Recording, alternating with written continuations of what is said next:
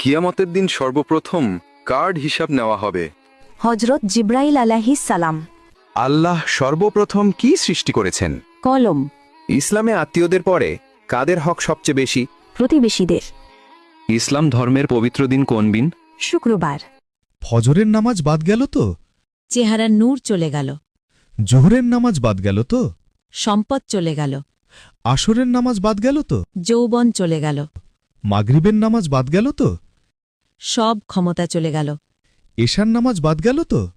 শান্তির ঘুম চলে গেল। শয়তান কিসের তৈরি? ধোঁয়াবিহীন আগুনের তৈরি। ফেরেশতারা কিসের তৈরি? নূরের। নবীগণ কিসের তৈরি? মাটির তৈরি।